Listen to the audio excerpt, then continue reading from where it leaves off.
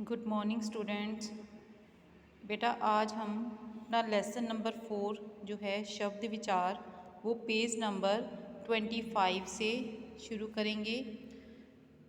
हमने रचना या बनावट के आधार पर शब्दों के भेद शुरू किए थे और उसके हमने 2 भेद किए थे।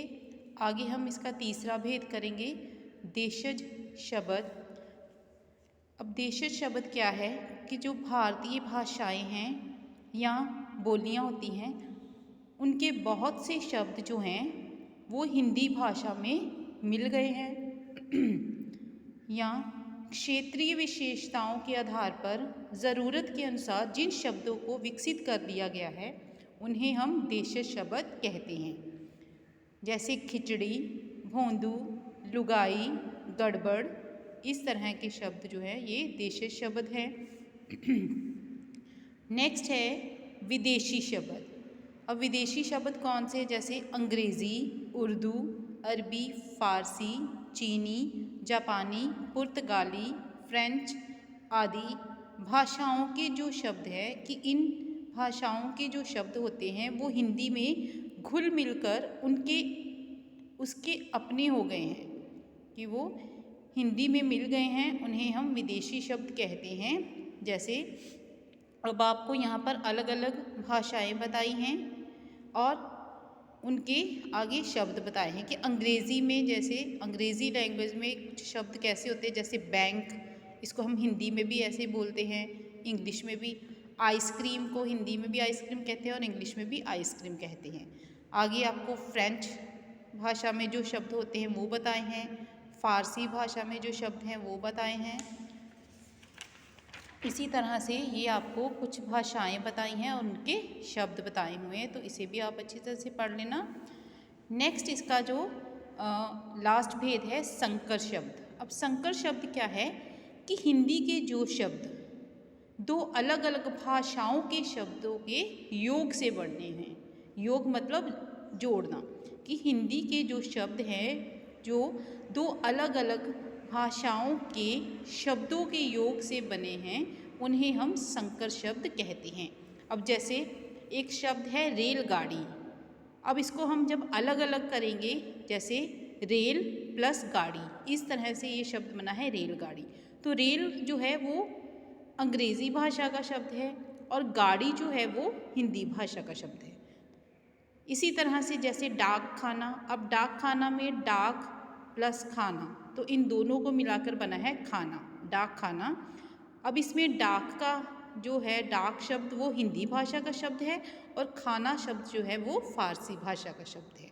तो इस तरह से इसे हम संकर शब्द कहते हैं कि जब 2 भाषाओं के शब्दों को मिलाकर एक शब्द बनता है हिंदी में तो उसे हम संकर शब्द कहते हैं। नेक्स्ट हमारा तीसरे नंबर पे क्या है कि अर्थ के आधार पर शब्दों के भेद।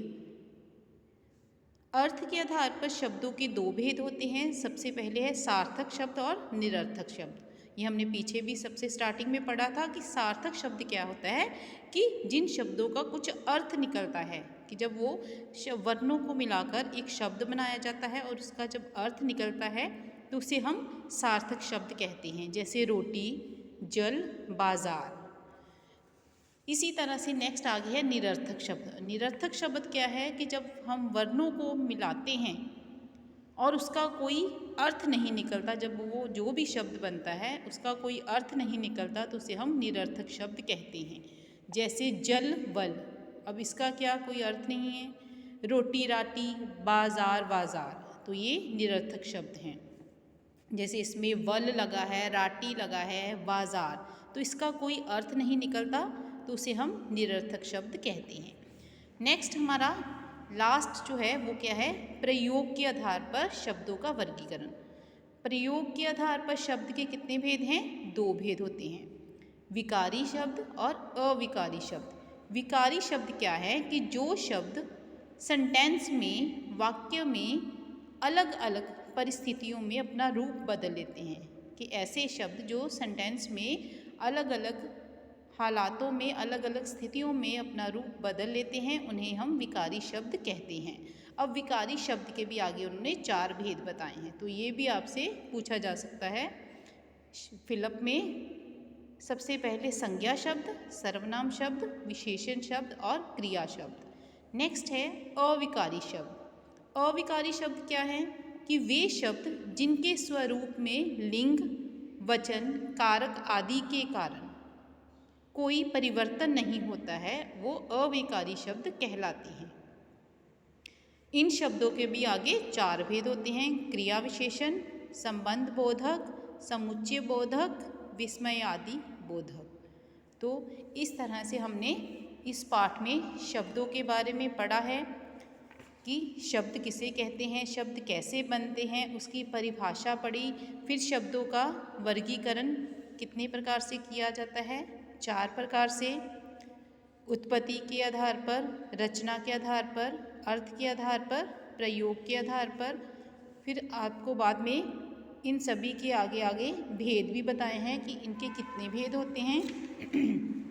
लास्ट में बेटा आपने जो आपको जब लेसन ख़त्म होता है उसके नीचे दिया होता है आपने क्या सीखा, तो इसमें पाठ में से कुछ इम्पॉर्टेंट जो पॉइंट्स होते हैं वो निकाल कर आपको यहाँ पर लिख कर बताए हैं। तो इसको भी आपने अच्छी तरह से ध्यान से पढ़ना है और पूरे लेसन को भी 1-2 बार अच्छी तरह से रीड करना है।